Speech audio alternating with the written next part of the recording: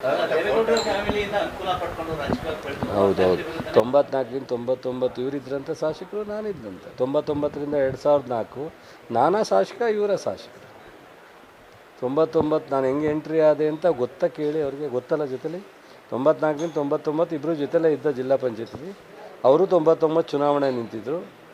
So ನಾನು ನಿಂತಿದ್ದೆ 99ರಲ್ಲಿ ನಾನು ಗೆದ್ದೆ, ಅವ್ರು ಸೋತರು. ಈ ಜಿಲ್ಲೆ ಪರಿಸ್ಥಿತಿ ಏನಿತ್ತು, ಸೊ 2004ವರೆಗೂ ಈ ಜಿಲ್ಲೆ ಯಾವ ರೀತಿ ಆಯಿತು ಅಂತ ಅವ್ರಿಗೆಲ್ಲ ಗೊತ್ತಿದೆ. ಈಗ ಅವ್ರು ಹೇಳಲೇಬೇಕಲ್ವಾ, ಟಿಕೆಟ್ ಬೇರೆ ಕೊಟ್ಟಿಲ್ಲ. ಈಗ ಏನಾರು ಒಂದು ಸ್ವಲ್ಪ ಕಡಿಮೆ ಮಾತಾಡಿದ್ರೆ ಟಿಕೆಟ್ ಕೊಟ್ಟಿಲ್ಲ, ಅದಕ್ಕೋಸ್ಕರ ಪುಟ್ಟರಾಜವರು ಸ್ವಲ್ಪ ಕ್ಯಾನ್ವಾಸ್ ಬಗ್ಗೆ ಅಸಮಾಧಾನ ಇದೆ ಅಂತ ಮಾತಾಡ್ಬಿಡ್ತಾರೆ. ನೀವು ಬೇರೆ ಏನಾರು ಒಂದು ಸಣ್ಣ ಸಿಕ್ಬಿಟ್ರೆ ಹಾಕ್ಬಿಡ್ತೀರಾ. ಅವ್ರೀಗ ಚಲುವರಾಯಸ್ವಾಮಿನ ಒಂದಷ್ಟು ಬೈದು, ಒಂದಷ್ಟು ಚಾಲೆಂಜ್ ಮಾಡಿ, ಒಂದಷ್ಟು ಸವಾಲು ಹಾಕಿ ಅವರು ಸೈ ಅನ್ಸ್ಕೋಬೇಕಲ್ಲ. ಈಗ ಕುಮಾರಸ್ವಾಮಿ ಹತ್ರ ಅಷ್ಟನ್ನೂ ಮಾಡಬೇಡ ಅಂತ ನನ್ನ ಸ್ನೇಹಿತನಿಗೆ ನಾನು ಹೇಳೋದು ಸೂಕ್ತ ಅಲ್ವಲ್ಲ.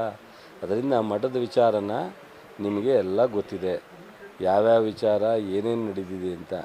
ನಾನು ಯಾವಾಗಿದ್ದೆ, ಯಾವಾಗ ಬಂದ ಮೇಲೆ ಏನಾಯಿತು, ಇದ್ದಾಗ ಏನಾಯಿತು ಅನ್ನೋದ್ರ ಬಗ್ಗೆ ನಾನೇನು ಮುಚ್ಚುಮರೆ ಏನಿಲ್ಲ, ಎಲ್ಲವೂ ಗೊತ್ತಿದೆ. ಮಠದ ವಿಚಾರನ ರಾಜಕೀಯವಾಗಿ ಹಿಡಿಯೋದು ಬೇಡ. ನಮ್ಮಲ್ಲಿ ಹಳೆ ಮೈಸೂರಿನಲ್ಲಿ ಅನೇಕ ಮಠಗಳಿದೆ, ಅದರಲ್ಲಿ ಭಾಳ ಪ್ರಮುಖವಾಗಿ JSS, ಸಿದ್ಧಗಂಗಾ, ಆದಿಚುಂಚನಗಿರಿ ಮಠಗಳಿದೆ. ಯಾವತ್ತೂ ರಾಜಕೀಯಕ್ಕೆ ನೇರವಾದಂಥ ಇಳಿದಿಲ್ಲ. ಇವತ್ತು ಸಹ ನಾವು ಎಳಿತಕ್ಕಂಥದ್ದು ಬೇಡ ಮಠವನ್ನು. ಸೊ ಅವ್ರ ಸ್ವಾಮೀಜಿಯವರು ಭಾಳ ಗೌರವಾನ್ವಿತವಾಗಿ ಸಾರ್ವಜನಿಕ ಸೇವೆಯನ್ನು ಮಾಡ್ಕೊಂಡು ಹೋಗ್ತಾಯಿದ್ದಾರೆ. ನಾವು ಹೋಗಿದ್ದೀವಿ, ಅವರು ಹೋಗಿದ್ದಾರೆ. ಎಲ್ರಿಗೂ ಆಶೀರ್ವಾದ ಮಾಡಿ